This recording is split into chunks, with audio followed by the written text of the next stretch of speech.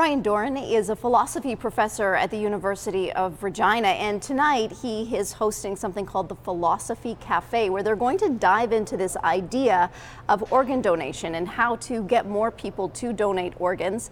And Ryan, why don't you tell me first a little bit about what the Philosophy Cafe is? Sure. The Philosophy Cafe is a monthly talk we do during the academic year, once a month, where members of the University of Regina Philosophy Department give a public lecture geared towards a public audience, where we explore various philosophical topics and philosophical aspects of topics that we think would be of general interest to the public.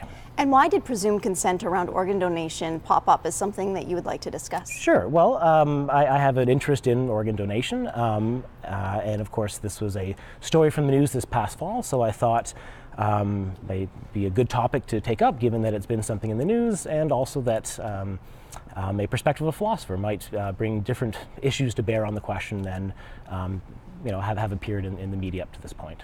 What are some of the ethical concerns you have from your philosophical perspective around presumed consent with when it comes to organ donation? Sure. Well, I think there's a question to ask of whether or not consent can be presumed.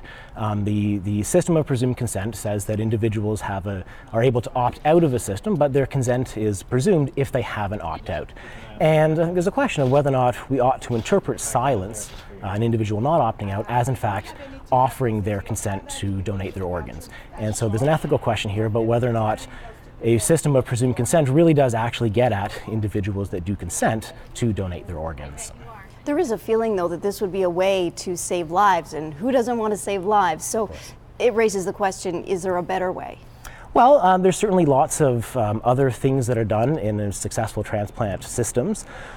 Presumed consent is certainly something that countries that are successful in recruiting more organ donors do on occasion do, but of course there are countries like the United States that don't have presumed consent, yet nonetheless do have high rates of organ donation. So in thinking about other things that could be done, certainly public awareness campaign would be one immediate sort of low-hanging fruit that could be undertaken to raise general awareness that we might see an increase of organ donation rates. We also might think about the infrastructure in hospitals, in particular donor physicians, that might be better able to identify prospective donors and then to speak with the family and obtain the family's consent without having to adopt a potentially problematic system of presumed consent.